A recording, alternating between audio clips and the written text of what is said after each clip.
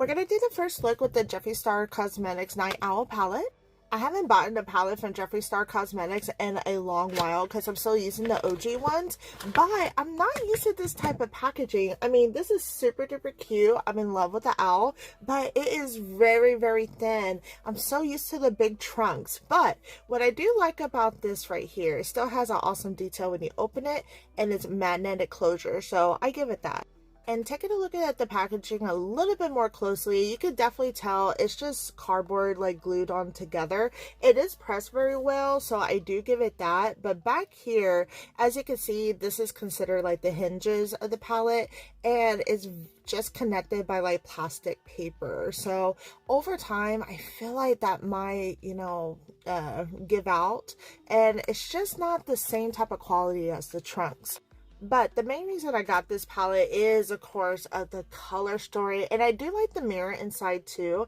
But, oh, it's super gorgeous. Perfect for fall and winter.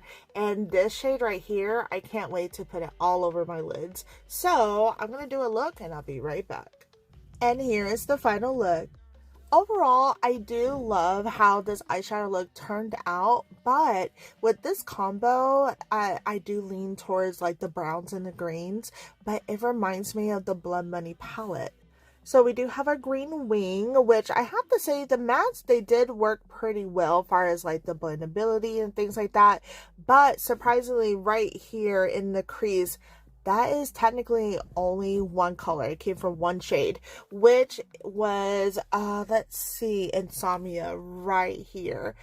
For some reason on the lid, in certain areas, it gets really dark, but when you blend it out, it does come out the shade Insomnia that I thought it would be, but in this area, maybe because I have oily eyelids, it did make the eyeshadow go dark here, but I do like that. But that's really odd for Jeffree Star's mattes, because usually whatever color you put there, that's usually the color that you get, so I've never seen it change color like that. And then on top, I do have two types of shimmers.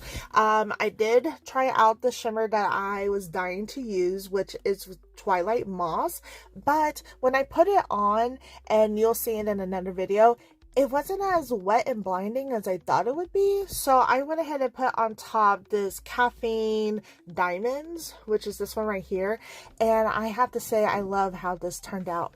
But I was really hoping this one will be like more wet, glittery looking, and it didn't turn out to be that way. And for the inner corners here, I did like the formula of this one. This one, I was hoping that Twilight Moss would be the same type of consistency as this